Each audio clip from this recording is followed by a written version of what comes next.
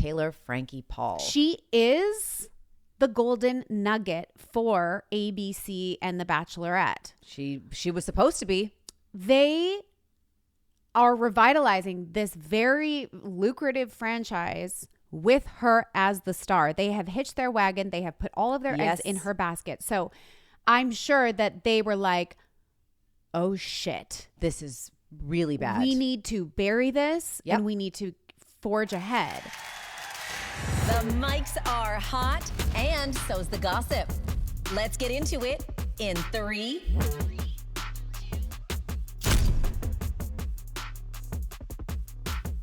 Welcome to In3. I'm Danielle Graham. And I'm Callie. And we are all about accountability on this show. We certainly are. And I need to apologize. Oh boy. To Sean Penn. Because earlier this week in our Oscars episode, if you haven't listened yet, go listen to that episode. Check it out. I alleged that Sean Penn wasn't at the Oscars to accept his award because he couldn't smoke inside. I mean, it was a decent guess. It was, and I felt like that's what Kieran Culkin was alluding to as well. Yeah. But I could not have been more wrong. Right. He was actually doing a wonderful humanitarian thing. Yeah. It does turn out he was he was making a pit stop in the Ukraine. Yeah, he was being a really good guy. And he was in Ukraine to meet with the president of the country. Yes. And show his support of Ukraine and everything they've been through. Yes. So I'm a jerk and I apologize. But I will say. But you're an entertaining jerk, which makes it fine. That should be my bio. Entertaining jerk.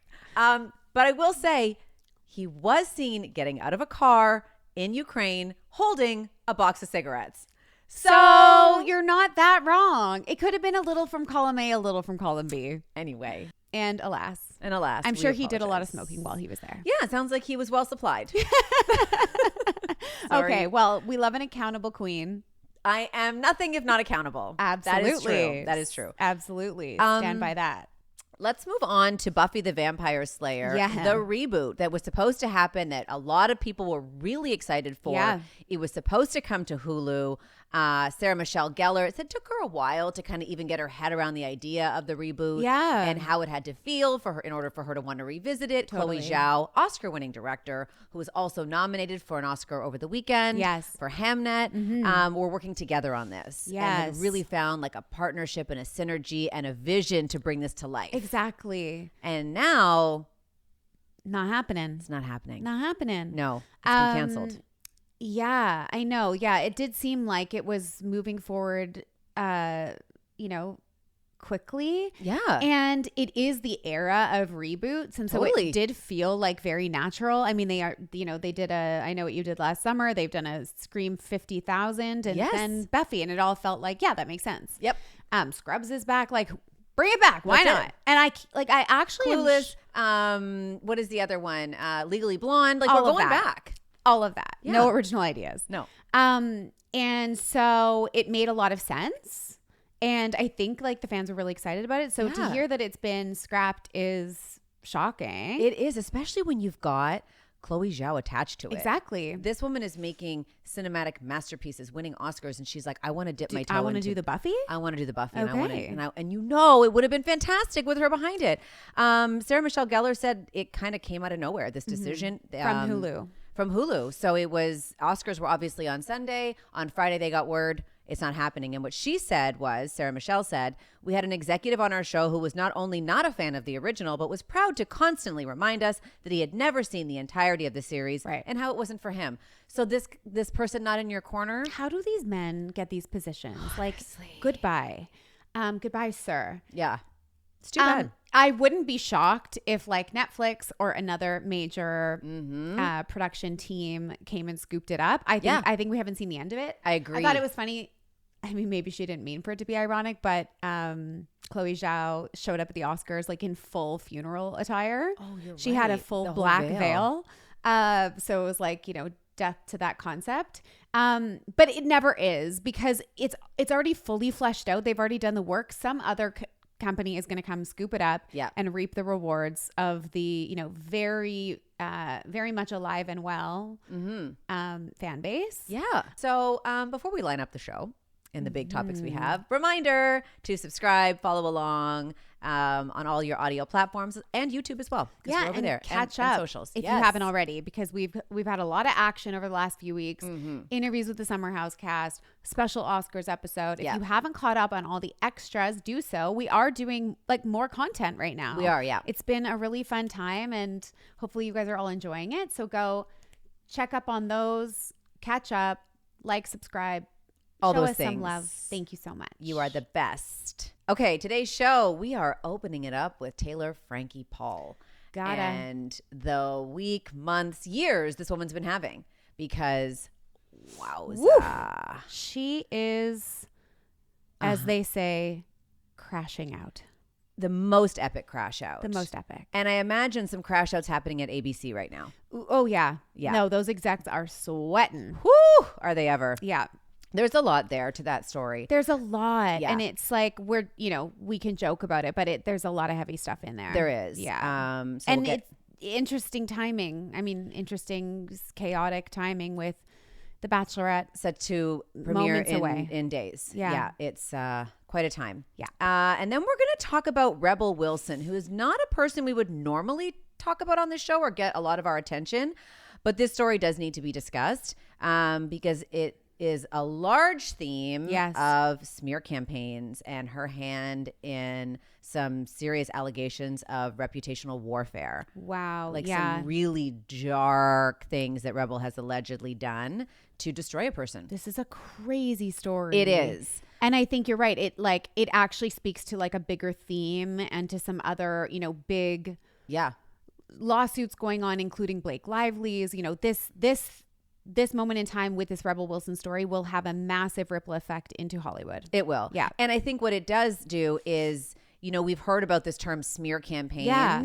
This really kind of solidifies, to me anyway, that this is happening. So anybody who was doubting it, yeah, listen up. This is real. Yeah. And there's an audio recording. there's no tin hats here. This is No. like we have heard it with our own ears. Yes. So yeah, it's very interesting and just really gross. So gross. Yeah. Then we've got a little Oscars gossip for you. So everything that's happened after the Oscars, the parties, who was there, who we saw, some moments, some couples, and all that good stuff. And some blowback, some responses. Yeah. Teyana Taylor's definitely in the hot seat. Absolutely. I've got a lot of thoughts on that. Yep. So And can't wait to have that chat. And Taylor Swift. Of course, Taylor. Yep. Had a good time post Oscars. Love that. And then at the end of the show, we have an interview that we're really excited about with Patrick J. Adams, who is one of the stars of the new show, The Madison. It is on Paramount Plus. It stars Michelle Pfeiffer and Kurt Russell. This is one of my favorite shows of the year so far. Yes. I love this show. It is so good. It's from Taylor Sheridan. Yeah. So if you know his work, you're going to love this show. And this interview was so great. Yeah. If you're not watching on YouTube, I have like a silly little grin on my face because I loved the show too. Yeah. And I loved Patrick J. Adams. So great. Mean, like this man was so lovely. Yeah. Such a great interview conversationalist, so engaged, so like just salt of the earth. Yeah. And very handsome in person. so handsome like, in person. what is going on? Do I love him? Yes, we do. And so willing to take like 40 photos at the end. No, To make sure that we got the shot we needed, which was so generous. Yeah, he was just like, normal in that way. Yeah, and so great. And sweet. And sometimes you meet people and you're like, oh, okay. And then sometimes you meet people and you're like, wow. Yeah, that was an impact he That left. really shocked me in all the right ways. And that was one of those moments. Absolutely. It's a great chat. It is a great chat. So that's at the end of the show for you. Taylor Frankie Paul. She has become a household name now. Yeah, I feel agree. like most people have an idea of who she is. Yeah. She's the leader of Mom Talk, star of Secret Lives of Mormon Wives, and set to be the Bachelorette. We should say at the start of this segment, at the time of recording of this show, The Yes. Bachelorette is still set to premiere on Sunday. Yeah. And also I want to say a trigger warning because this story has allegations of domestic violence, domestic abuse, and abuse against children. So there are. Thank you for that disclaimer. I think it's important. If this is not a story for you, then just skip on by. Yes. Because there are allegations of all of that, and an investigation is underway into Taylor and her ex-partner Dakota in an altercation that allegedly took place. Multiple altercations. Multiple altercations that took place a few weeks ago. I want to say as well, just to kind of like give some context. Yeah. The Secret Lives of Mormon Wives, this is now they just dropped the 4th season. Yes. And it's been like 4 seasons in like 2.5 years or something. So Pump fast. Them out.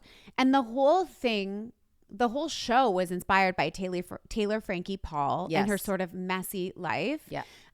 There was a swinging scandal that sort of like started the idea. Mm-hmm. And then they started shooting the show, and she was arrested. Yes. For a alleged domestic violence incident with the same man as Dakota we're talking about today. Yep. And so the entire show kicked off with an arrest for this reason. So this is Season 1, Episode 1. Yeah. So this is not new or news. She's been sort of like, she's been in the headlines since the beginning. For this type of behavior. Yeah. You're absolutely right. And that is a very important piece of information. She was charged with felony aggravated assault, 2 counts of domestic violence in the presence of a child, misdemeanor child abuse, and criminal mischief. She pled to a 3rd-degree felony charge of aggravated assault. Right. In the end of that. That was only in 2023, so not that long ago. She does have a son, Ever, with Dakota, and they do try to maintain some sort of co-parenting relationship. Beyond that, they have the most toxic relationship I think I've ever seen play out ever on TV in real life. It's and I watch the messiest shows. Like, remember that I'm in the weeds of reality TV. I have watched Too Hot to Handle. I have watched Perfect Match. Right. I have watched all the Love Island seasons from all of the years, and there are, they aim to choose the messiest people to cast in those shows. And there are like, really toxic themes in those shows. So this is by far the most outrageous toxicity I've ever seen as well. So the alleged incident took place 3 weeks ago. The allegations, again, have not been, they're being investigated. Nothing has been proven at this point. Yeah. Dakota alleges that Taylor choked him with his own necklace, and that, he tried to call the police, but then she convinced him to change his story. Yeah. And then the next day there was another volatile fight. During that second blow up, she allegedly scratched his neck, threw his phone into the wall, and then a friend of his called the police after seeing the damage to his body. His injuries. Yeah. Her version is he got mad because she spilled a drink in the car and he became physical. He called the police. He tried to twist the story, she says, and make her out to be the aggressor. Right. Dakota also called Family and Children's Services multiple times to report her for child abuse. This is the seriousness of it. And I wanted to add that in there because this isn't just a fight. These are very, very serious allegations where their children are involved or could have been in the space or could have been witness to some of this stuff.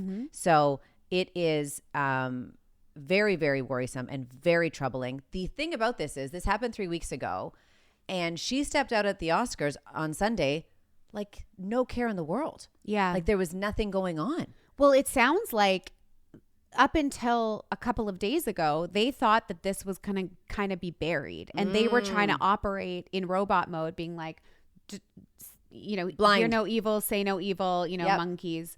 And so she showed up, and she's been doing the work, and she's been posting, her promos, right? And because she is the golden nugget for ABC and The Bachelorette. She was supposed to be. They are revitalizing this very lucrative franchise with her as the star. They have hitched their wagon. They have put all of their eggs in her basket. So I'm sure that they were like, oh shit, this is really bad. We need to bury this and we need to forge ahead. And then obviously something happened to trigger the media to find out about what had happened a few weeks ago. I want to know how that came out. Well, I know. I mean, I think, and Taylor's now been in the media since the Oscars as well. Since the news has broke, she was at a premiere, a sort of, I guess it was like a private screening of The Bachelorette. For the press of The Bachelorette. And then she was also on GMA for an interview. That's right. So, all of these are ABC properties too, we should say, because The Bachelorette is an ABC show, and the Oscars too, which is people were wondering why she was there. This is all part of her, I'm sure, her contract in promotion of The Bachelorette. Right. So these are the things she needed to be at in order to fulfill her contractual duties as the Bachelorette. And among the things that she said in the interview from the premiere and on GMA was like, basically, I think she's trying to allude that Dakota leaked it or someone in his camp leaked it because the toxicity and the toxic cycle continues. Everything they do is to get the other one upset. That's right. To get a rise out of them, to trigger them. Yes. And so she's trying to sort of imply that that's why this all came out. Oh my God. In the interview she did at the premiere, and one of the few issues I have with her and the things that she said was when they said, how are you doing in light of what's come out? And instead of saying like, I'm mortified, I'm horrified, my behavior has not been what I would like it to be. Right. And I'm working on it and whatever. She said, this always happens to me at these premieres. I never get to enjoy them. And this is another example of that. Another example of this being taken away from me. It's like, well, babe, I think we need to just take stock of what's going on and like take some accountability. So she's sort of implying that he has leaked it. I don't know if that's to ruin true. her moment. To ruin her moment. I mean, I wouldn't put anything past either of them because exactly as you said, all they're trying to do is twist the knife even deeper into one another. Yeah. And it's in a one-up situation. It's like, you did this, well, I'm going to do that. Yeah. I'm going to throw a Molotov cocktail on that now. The question, I think, on my mind all week was, are they going to go ahead with this show and ahead with this premiere on Sunday? And it sure looks as though all things are going ahead. Now, one advertiser has pulled out and she has lost at least one brand deal with Cinnabon, and more could follow because, again, there is an investigation here. Yes, so whatever more things is revealed. Can be... Exactly. But I think ultimately she was a liability from the beginning because, as you said, these were patterns of behaviors that have been there and present and prevalent and well documented all along. The felony domestic charge from the beginning. The night before she was set to leave to become the Bachelorette, she slept with Dakota. Okay, so if you're ABC or you're not like, this is a problem, then she misses the flight. She doesn't even get on the plane to go to the filming because she's Taylor Frankie Paul. Mom Talk had to show up and drag her ass out of her home and get her there. Yeah.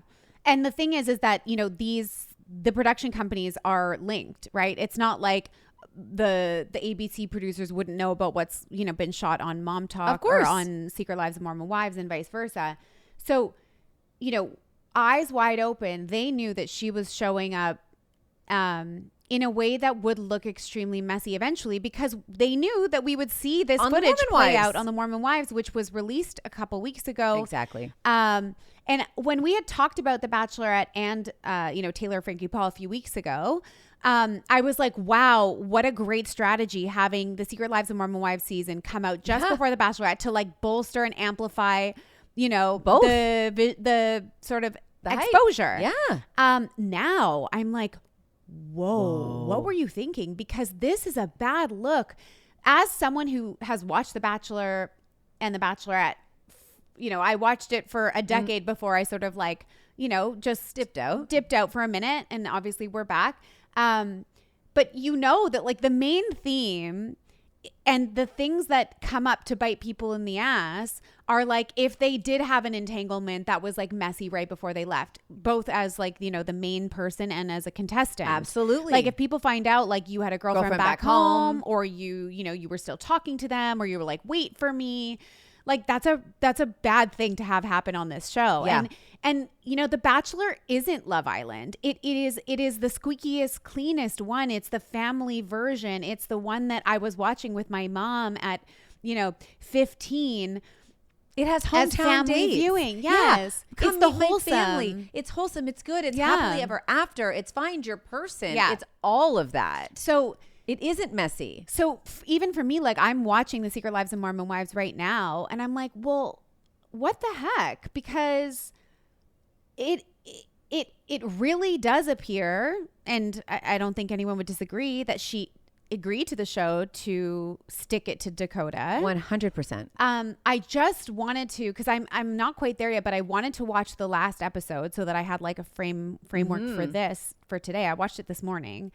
And he calls her when she doesn't get on the plane. She gets on a later flight because she's a mess. He spent the night before, whatever. She gets to LA. He calls her. She picks up the phone. That's your first mistake. Yeah. Then he says, save me a rose. Promise me. Say it out loud. You'll save me a rose. Like, just know that I love you. Tell me you love me. And she goes, well, I love you and I hate you. And they have this whole moment where basically oh my God.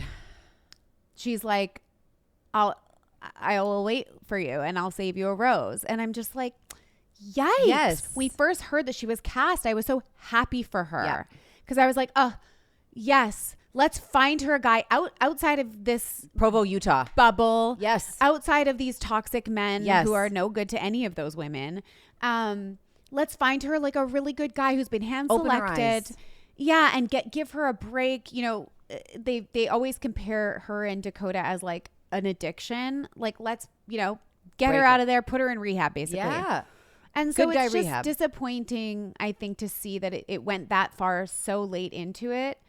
And that was her mindset going in. Yeah, you're right. Well, it's exactly, you mentioned it yesterday when we were chatting, which we don't normally do, about being there for the right reasons. Right. Like, that's the whole point of this show. Yeah. And if, she was with her ex the night before and talking to him on the way there, and immediately after wrapping The Bachelorette, we now know she got back with Dakota again. Yeah, and fell back into their toxic ways. Into the pattern. There was also a screenshot that was shared that she called him 150 times in 90 minutes. Right. So what this has done for me as somebody who was quite excited about this season of The Bachelorette, because I was like, oh, you know what? I haven't seen the show in a minute. I'm invested in this person. Let me see. Now I'm kind of like, well, I kind of know what's going to happen.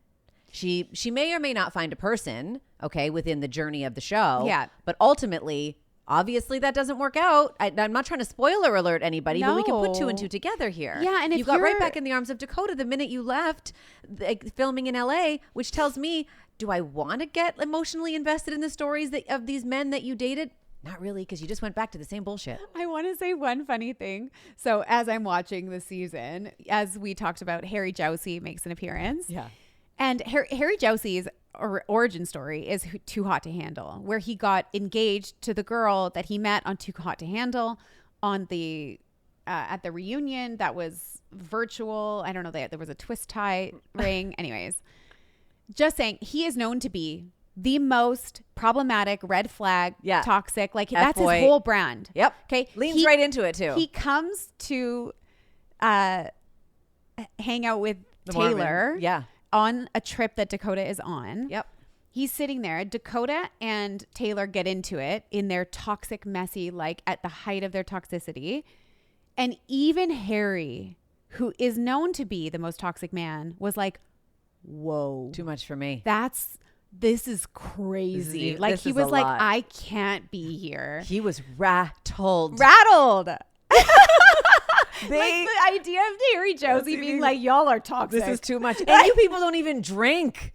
Like you're all sober, acting this insane. It's nuts. I know. Oh my God. We should say, and we didn't, because there's just so much to get to with this story, is that the show was filming season 5 and has now halted production. Yes. And they've ordered psych evals for both Taylor and Dakota. That's right. Because of the allegations of violence against the children. So, but it's my understanding though, and I could be wrong, but I always believed or understood that before competing on any type of reality show, you underwent pretty intense psych evaluation. Yeah. Did she go through one of those? Did they skip over that part? What happened here? Did somebody not do their due diligence? Right. Because a psych evaluation, I think, would reveal this person isn't stable enough to do this type of thing. I don't know. I think like I said, like how we started the conversation, the fact that the whole thing was predicated on her messy behavior, it could be, like, obviously all of this is speculation and alleged and all the things, but it could be that this this messy behavior and these sort of liabilities were, is kind of what they were hitching their wagon to. Yeah. This is sort of the premise. Yeah. And again, like, well, that blew up. These shows are so massively successful and bring in so much money and are so expensive that I wouldn't be surprised if the machine, just becomes another part of the enabling for their own betterment. Exactly. Because they don't want to, know what's on the other side of having a cancel show like that. I almost guarantee they move forward with it. I think you're right. She's actually grown in her following online in the last 48 hours. Well, that's the thing too, is all press good press? Like, I would say not, but maybe people will tune in to be like, well, what's all the fuss about? Yeah, I agree. I think we'll see Taylor Frankie Paul as the Bachelorette come Sunday. And I'll be watching. Now to this Rebel Wilson story. Again, not a person, I don't think we've ever even talked about her on our show. Well, I try to avoid talking about Rebel Wilson at all costs because I'm not her biggest fan. I can't wait to hear about that. The story that's come out about her and her team is that she's being accused of allegedly enlisting a PR team to circulate false statements about a producer she worked with. Right. Rebel's directorial debut is this movie called The Deb. Amanda Ghost is one of the producers. Rebel allegedly put a team in place to launch a smear campaign against this woman and allege that she is a sex trafficker. Right. In the audio recording of Jed Wallace, who's this, Hollywood PR fixer, he literally says, word for word, that they want her to be basically pegged as the Indian Ghislaine Maxwell. Yeah. So what we're saying is that this is an innocent person who had worked on this movie with Rebel. They obviously had some differences of opinion. There were some lawsuits unrelated to this. Yeah, there was a legal battle somewhere. There was a legal battle about sexual harassment that had to do with a fully different cast member. That they obviously denied. And then the producer countersued Rebel. So what's being implied here is that Rebel and her team are retaliating against that countersuit. So Jed Wallace, again, is the person on the audio recording. We hear him speak word for word describing the takedown of this woman, Amanda Ghost. Yeah. He says, we can't just do like, oh, she's a bitch, she sucks. It's got to be really, really heavy. Yeah. They come up with the really, really heavy is sex trafficking. Yeah. That's how we're going to take her down. That's really something that's going to resonate with people now. So we're going to call her an absolute madam, a Heidi Fleiss. Yeah. And she was getting hookers for a billionaire. Yeah. And so we don't hear Rebel's voice in the audio recording. We don't. And she has denied that she knew anything about it. Of course, she's trying to say that they they went off on a tangent without her and this was none of her ideas. But we do see some text messages in the court filings from her. Yeah. She sent a message that said, you were supposed to get the negative information out about Ghost and you have failed to do that. Right. And Rebel trying to say, oh, this wasn't me, my hands are clean, is just not working. Right. Because there's just too much to show us that, in fact, you did have a lot to do with this. Yes. There was a text that said, so basically, Rebel wants one of those sites. Yeah. And it can be really, really harsh. Meaning, go ahead, launch the site with the allegations. You know what I'm talking about. The ones where we destroy lives. It's those kind of sites. Right. What it is like a website that's created anonymously. That's right. That has all of this, leaked negative information about someone, like a whistleblowing kind of website. That's right. Exactly that. Her production company, Camp Sugar, is the author of the document that contained the accusations that ended up on the anonymous website. So don't tell me and I had nothing to do with this. Yeah, and all of the language that we heard in the audio recording was verbatim reiterated in these sites. So exactly. It is alleged, and obviously, we're speculating, but there's a lot of proof here that would suggest that she knew all about this and in fact was like had a heavy hand in it. And I just want to say, I don't like Rebel Wilson and I haven't liked her for some time. About 10 years ago, it was revealed that she had been lying about a lot of her upbringing and lying about her age to the press. And this was around the time of Bridesmaids. Like that was her big debut was the Bridesmaids, where she played the the landlord sister. And it came out that she had been lying about her age, and she had said that she was like 29, but she actually was 37, something like that. That's a big difference. It's a big difference. Yeah. And she ended up suing the people who tried to say that she lied about her age, all this stuff. So she's very litigious. Okay. She's a wrong and stronger. She's very litigious. Then a few years ago, she released a memoir. And when she was releasing the memoir, she went in the press and she talked about her experience working with Sacha Baron Cohen, who she had worked with like many years prior, and accused him of sexually harassing her on set. Okay. So that happened. And when that happened, you know, I always want to believe women. And of course, like, we don't know what happened, but I've never heard anything bad about Sacha Baron Cohen in this way before. She's the only person that has ever suggested this. And just the way in which she went about this kind of like smear campaign against him was really odd to me. And I remember speaking about it with James, like in passing, being like, what is going on here? This is weird. And like, what I know of her is to not be truthful. Okay. So that happened. Then last year, before we knew about any of this, all of these lawsuits come out around The Deb, this movie, her directorial debut. She, again, accused the producer of sexually harassing a cast member. Okay.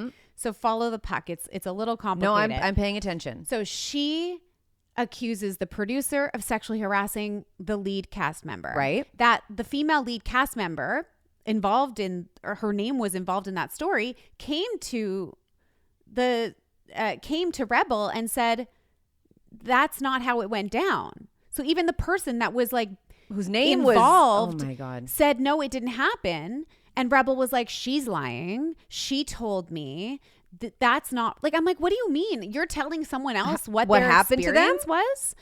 And then, of course, the producers ended up countersuing, because of course you would if you wanted to clear your name. Of course. And so all of this was happening last year. And I was like, again, Rebel involved in all of the mess and all of this sort of like litigious, what appears to be dishonest stuff. It really, it does. So when this came out over the weekend, I was like, yeah, I've always had a bad taste. And here we go again. And if we're looking at past behavior as like a resume for what side we're on and who we want, and you know, whose side we want to take here, never mind all the proof that we have. Right. I'm like, right off the bat, I don't believe her. Right. I don't believe her about anything. And I don't think she's a good person. Wow. I think you're like, right? Can I say that? Of course you can. I want to gavel right now. One of those. That's it. We're done. This episode is now court over. Is out of session. We're done. You make a very compelling argument.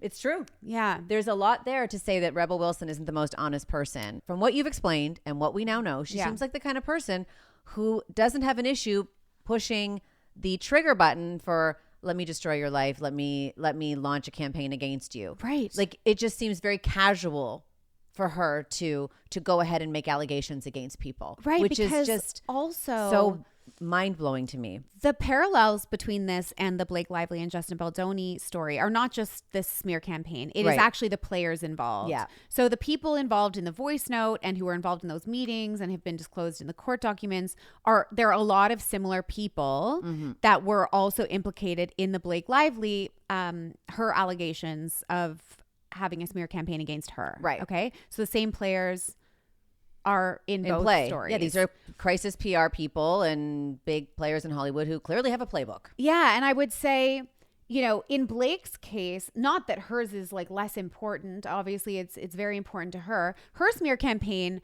or you know, the rumors that were going around about her, that she alleges were as a result of some of these people, were that she was difficult to work with, that she wasn't nice, that she was, you know, spent a lot on wardrobe, that she, you know, she was just like difficult. Yeah, it was her own sort of bad behavior. Right.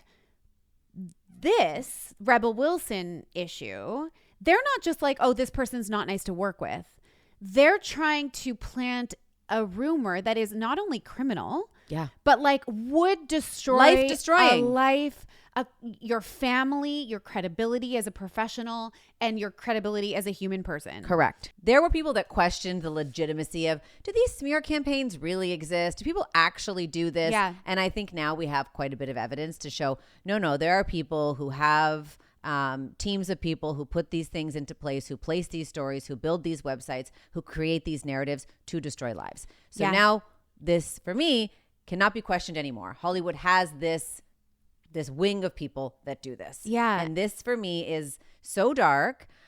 I don't understand how people like this can sleep at night. How do you just like fire off an email? Okay, so Rebel wants to take this person down, make her a sex trafficker, so publish casually, it, and then go home and have dinner with your family. Exactly. I just don't understand it. And maybe, I don't know, maybe I live in fantasy land. Well, but like, thank God we do. I don't want to live in that world. Neither do I. But like, where does no one have a moral compass anymore? What happened to being a good and decent and honest human being? You can have differences. You cannot like a person. Yeah. You sue them if you want. Fine. Right. This is next level. Whew. I want to talk about a little bit like what this, how this affects and what this implies for Blake and Justin, who are about to go to court, I think in May, unless they push it again. Mm-hmm. But I wonder if the fact that these main players are involved in something like this, where there is a voice note where we hear it verbatim from his mouth, that this type of thing takes place, I wonder if this could have an impact on Blake Lively's case and be in support of her. And if the judge might see this and say, wow, there is a pattern here with these people. Yep. And so if there was any doubt that these people are capable of something like that, like the doubt has been removed. The doubt has been removed. Yep. To the next Good point. To the next degree. So I do wonder if there will be a ripple effect into Blake's case. And then into Hollywood in general, because as you said, like, you know, there's often chatter about smear campaigns or, you know, what have you, all of those things. And I think often because we don't live in these kind of like seedy worlds where this type of thing takes place on a daily basis, we're like, nah. Right. That couldn't happen. Why would they do that? Why would Who would anyone ever do that? Right. And now it actually feels unbelievable. All the doubt has been removed because we've heard it with our own ears. That's right. Jed Wallace, the man in the voice note, says it's been taken out of context. So we don't know. I'm like, give me some context. Tell me. Fill in the Expand. blanks. Yeah. If there's a blank to be filled, please let us know. I would love to hear him try to explain how this was taken out of context. Like, I would love to actually hear that. would pay money So would to I. hear this man scramble and try to find the words to describe the out of contextness. Leave it to a disaster PR person to say that. Justice for Amanda Ghost. And let this be the last time we talk about Rebel. I'm okay with that. Okay. Deal. Okay, Cal, we got some like residual Oscars stuff to talk about. This fun and sexy stuff. So tons of after parties. Yes. Lots of stars hit up the Vanity Fair party. Of course. The Governor's Ball, which is the Academy's official after party, where if you see the stars go to get their statuettes or statues engraved, that's where they go. Yes. But then there's like the other parties. Those are kind of like the work parties. After parties. Yeah, those are the ones you have to go to. There's a photo wall. There's photographers. Yeah. Then there's the ones that you really don't get to see the photos of. Right. And that's the parties I want to talk about. Right. That's Jay-Z and Beyonce's gold party, they call it? Yeah, the golden party.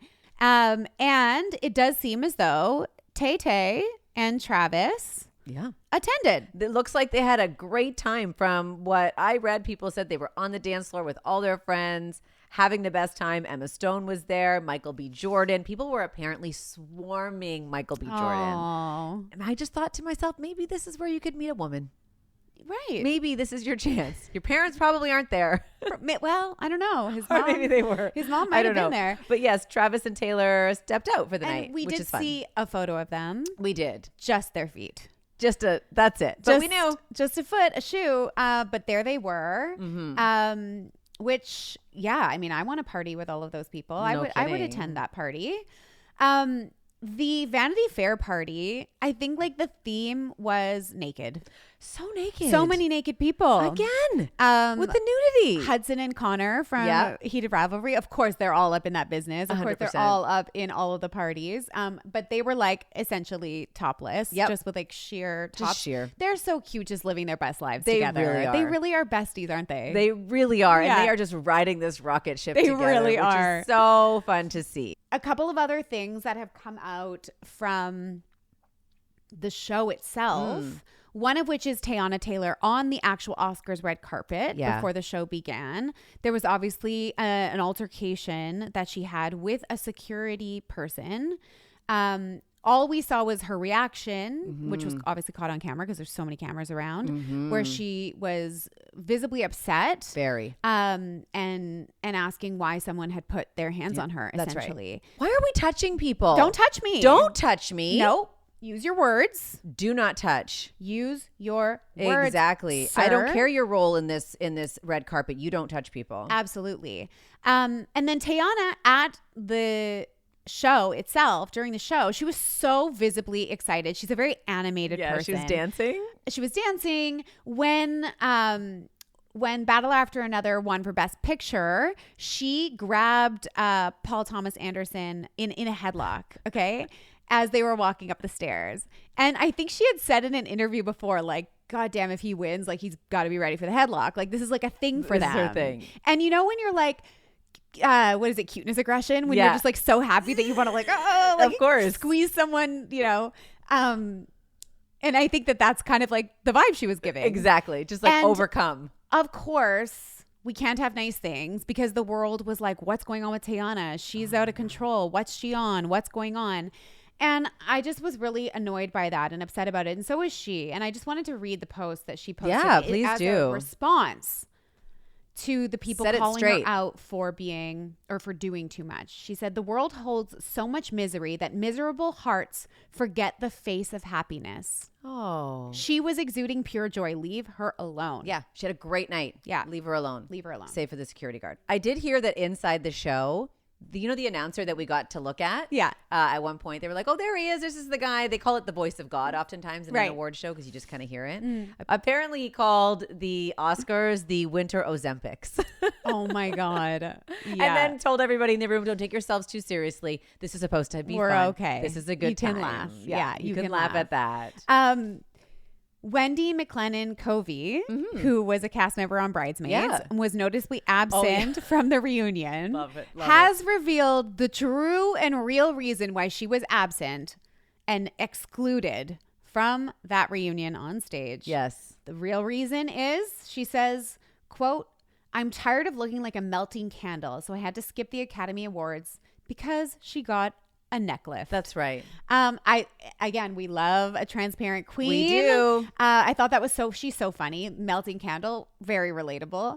What a visual. So that's why she wasn't there. And then I love her. We are not the only people thirsting for Leo. Everyone's into that mustache. Everybody's freaking out over the mustache. Is there going to be a wave of mustaches this summer now? There might be. Is this a trend like the mullet? It might be. Oh, it might be. And people were freaking out, in the golden song, the performance for Demon Hunters, and they gave everybody those globes, and he had one, and the world is like freaking out. Just the mere thought of Leonardo DiCaprio potentially swaying back and forth with a globe golden thing. Is like making people go wild. Wow, he's really having a moment. He is. I can actually say, let's give Nikki Glaser some of that credit because she really, at the Golden Globes, humanized him in a really fun way. Yeah. And he took it well. And I think it really kind of like dropped the veil a little bit. And we're now seeing a person. So she lobbed that one to him. She really did. Yeah. And I think he's doing a good job. Yeah. Of leaning in. I love it. Good for him. All right, now we have our interview with Patrick J. Adams. As I mentioned, this show is called The Madison. It's on Paramount Plus. It is set in Montana. It is so visually beautiful, gorgeous. like only Taylor Sheridan can do. Because he is known for some of the most aesthetically beautiful shows. Yeah, what is he? He's done Yellowstone, Landman, right? Like lots of really fantastic and TV. Patrick talks about shooting in these remote locations in only a way that Taylor can do, and how they actually have to like build infrastructure because it's in such a remote location that there are no roads. No. So I found that part to be really fascinating. Me too. He also talked about the audition process. You're going to want to hear that. Yeah. Almost not getting the role. Yeah. And then, of course, working with Michelle Pfeiffer. Like, I honestly think, and we've talked about this, and we talked about it in the interview, has never been better. She's so good in this show. No, I think this is a performance of a lifetime. Yeah, it's like so good. she's been nominated for Many. multiple Oscars. And I think that this is a standalone performance. I think she's so back. She's so back. And it's just a joy and a pleasure It and a is. privilege to watch her on screen like Yeah. this. She's so beautiful. And if you're looking to watch this show, I have watched it with my husband and my mom, and they both love it. So this is a show, Aw. I mean it, Yeah. for everybody. Yeah. So this is one of those great companion viewing shows. Yeah, I agree. It's There's really 3 good. episodes out now and then 3 3 on more Saturday. coming out this weekend. Yeah, so so- I would put that on your list 100%. The Madison. Yeah. Enjoy the interview. Well, welcome to In 3, Patrick J. Thank Adams. you for having me. It's Thank a you pleasure. for being Happy to here. have Yeah. Hi. Welcome back to Toronto. Welcome home. We're home. Your stomping grounds. So happy to be here. I guess it's a city that shaped you and also like probably changed your life in a lot of ways. Oh my God, it changed everything about my life. Yeah. I can never be here and not remember being young and just walking around the way you do, the city, and just like I've wanted to be an actor since I was a kid and had no idea how to do it. Right. So to now be, in my 40s and here and having shot a television show here already, and now when you finish a really hit show, there's a part of you that's like, was that it? Is that the whole career? Did it just Right. happen? Is that Right. the thing that's like on your tombstone? So to now have the opportunity to come and talk about this other thing, which I'm so proud of, is amazing. Yeah. Yeah, well, let's talk about the show. So Taylor Sheridan obviously is well known and beloved for the shows that he's created already. When you Yeah. got the call to work with him, Yeah. what was that like? Surreal. Well, I got the call to audition for him, and that Okay. was surreal. Right. Yeah. But I didn't have a script at that point. It was just some sides. It was like, here's a yeah. couple of scenes that Yeah. you could tape it. But that was surreal already. It was like, hey, by the way, Taylor's making a show with Michelle Pfeiffer. Do you want to read the scenes? It's like, yeah, I want to read the I scenes. do, yes, please. But I've auditioned for Taylor shows before, and I've never been sure if I'm like a good fit, and so I sort of made the tape and just sent it off. Maybe I was just protecting my own ego, but I was just like, whatever, we'll just probably won't get it. Thanks for the opportunity. Right. Sure. And then very quickly got a call like, no, he wants to see you in Wyoming, which is sort of where he does his Magic. screen tests. Right. Yeah. And I couldn't go. And I was like, we have a place up in Georgian Bay here in northern Toronto, and we had just sort of bought/inherited it from we bought it from my mother after my stepdad sadly passed away, and we took it over. There's a lot of parallels between my life and what was happening on the show, but we were there, and my whole family was there, and it was not a place I could leave them. Right. And in order to go to Wyoming, it would have been like a massive, we would have had to relocate my whole family for the Yeah. few days that I went away.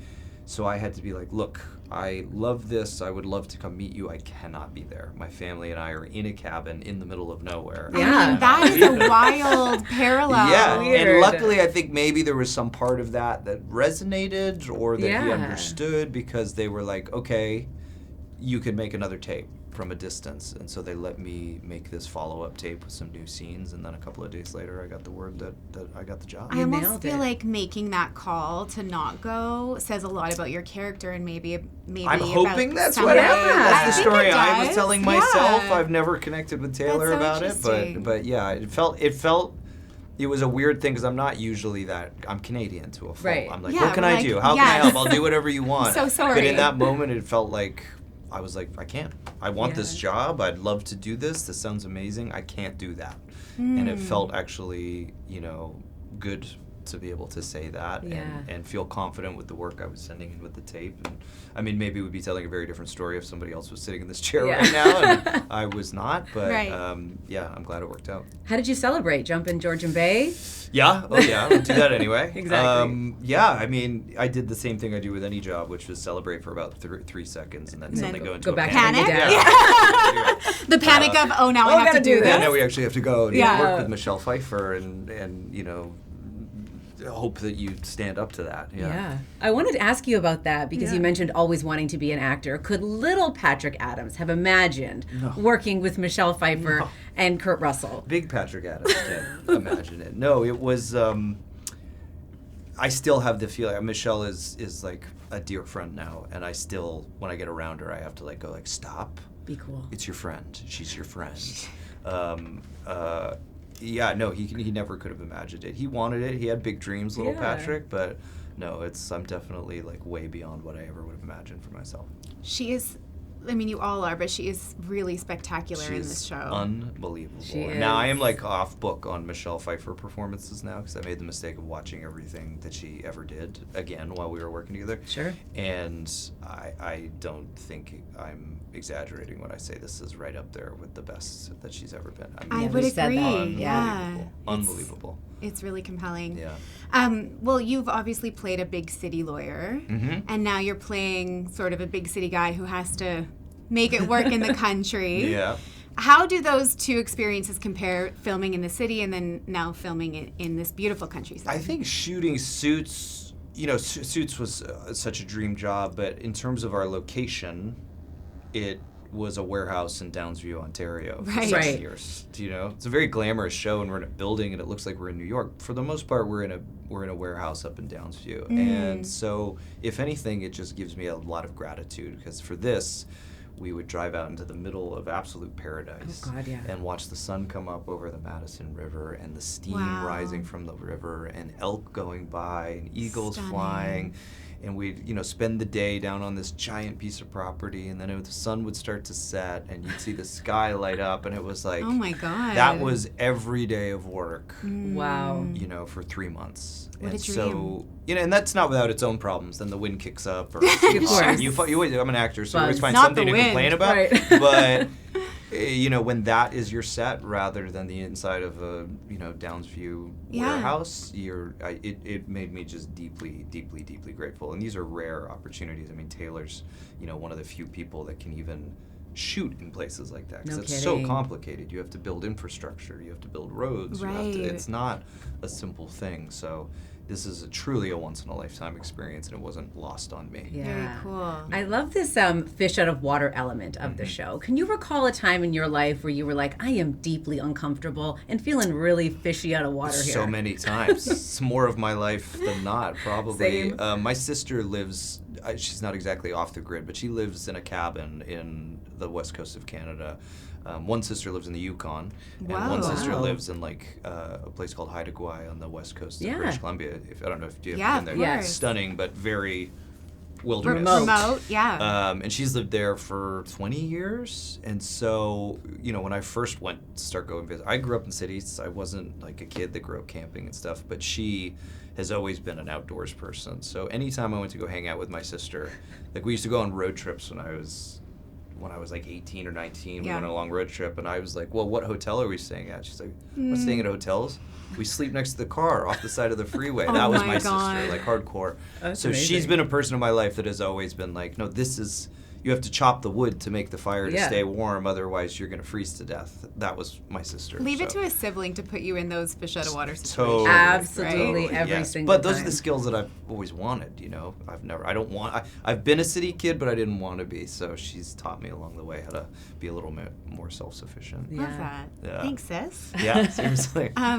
You are no stranger to being surrounded by women. Congratulations on your most recent Thank you. Thank you. delivery. Yes, very exciting. And obviously on set, you were surrounded by a lot of women and a lot of estrogen at all times on set. Totally. How did that imprint on you, that experience? Being surrounded by so many for me, it's sort of a powerful women? continuation of my life. I have 2 sisters, as I mentioned, and so many aunts, and now 3 daughters. That's like an incredible wife. I have a lot of very powerful, amazing women in my life, and I always have.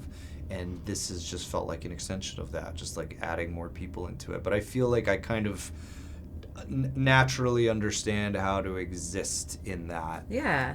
Pros and cons. There's the ability to, I think, be empathetic and sort of notice feelings and know when to talk and when to keep your mouth shut. Right. And then, Very important part. Yes, Right. it's a very important Nailed part, it. which I haven't always learned. But yeah, it's a blessing. These are an incredible, incredible, incredible group of women. So talented, So committed to this, and also, so kind and open-hearted and supportive of me, and yeah, I couldn't be luckier. Love. Yeah, lots of love. We have one little game for you before we say goodbye. It's Cool. called Lasso or Oh No. So we're going to give you a Well scenario. done, well done. Thank Okay, you so I much. like it. All the credit to Callie on that Okay. one. Eating elk, is that a lasso or an oh no? Lasso. I had elk for dinner last night. Is that right? Yeah.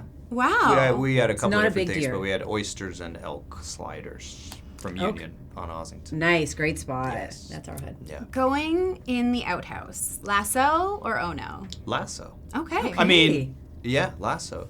No, not with hornets. No, So no, we don't not like that. that. No, we don't like but, no, I have no problem with an outhouse. Okay. Yep. Your sisters Got would be it. really proud of you right Yeah. now. Sibling scraps, fighting with your sibling. Oh no, I don't want to scrap. Yeah. I mean, back in the day there was lots, but no, Yeah. now no. Same. I stay That away was from quite scraps. the scrap in the show. Yeah, pretty epic.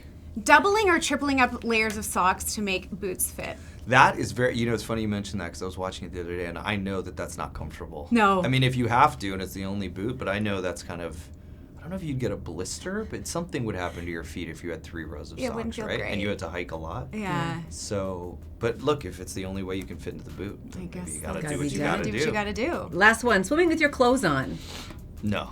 Yeah. That's a no-no. That's a no-no. Yeah. Yeah. Get naked. Yeah. Skinny dip. Well, this was delightful. Thank you so much, Patrick. We love Congrats the on the show. show. Thank you. It was We so love it. fun. Thanks for Yeah. having me. Let's do it again soon. I hope. Yeah, let's do it. Okay. Enjoy your Thank remaining you. time Thank you. here at home. Appreciate it. He's just the best. I mean, if you are watching this, you will have seen our faces while he was describing the landscape and Yes. doing all of that. And we were like, wow. When I was like editing that, the interview, and James was sitting next to me and he was like, okay, you need to calm down. less and next I'm like, time. oh my God, he's so great. He's so great, though. I'm a big fan. Like I was a fan too. before, but I'm a big fan now. Same. And that was a joy. And I think you all will be once you watch the show as well, Yeah. because it was so good. Again, it's on Paramount Plus. Yes. Okay, that's it for this week. But next week, we've got another double episode week for you. Yay. On Tuesday, we have got a special episode for you called In Three's Beauty Breakdown. So we are talking celebrity beauty trends, Yeah. celeb beauty transparency. We've seen a lot of that lately. Yes. Um, We are actually also taking the gate down, no gatekeeping, That's right. revealing all of our secrets, all of our maintenance, sort of like routines, the things that we're doing in our skincare, in our beauty, and in our like anti-aging maintenance. That's right. And I think it was a really interesting conversation, and I was especially excited about our interview Yes. with Dr. Zing. Dr. Zing is amazing. Yeah. She's a dermatologist. She answered a ton of our questions. She did. About, products we should be using, because we keep hearing about retinol and Well, there's so much niacinamides, and noise. there's so much, and she really cut through a lot of that. Yeah. Preventative maintenance, anti-aging that she would recommend, things to be doing in your 20s, 30s, 40s, and 50s, Yes. which is was mind-blowing, so helpful. So And anyway. also for me, like with all of the noise, like where is it best for me to invest my money? Because Exactly. we can't do it all. No, so we can't. what should I be focusing on now and in the future? And yeah, I thought she was so knowledgeable. Yeah. And I loved that chat. So enjoy that on Tuesday, special edition. Yes. And thank you so much for joining us today. Have a great weekend. See you See you soon. next time.